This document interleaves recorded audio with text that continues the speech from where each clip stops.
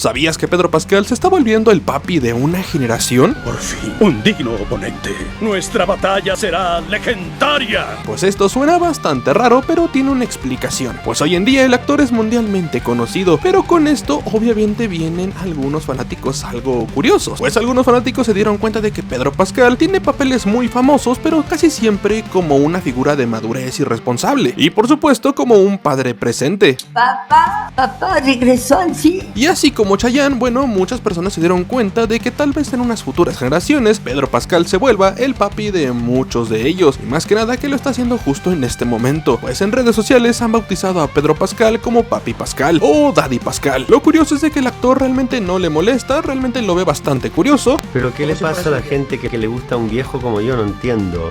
¿Qué ha pasado culturalmente? ¿Cómo puede pasar todo esto?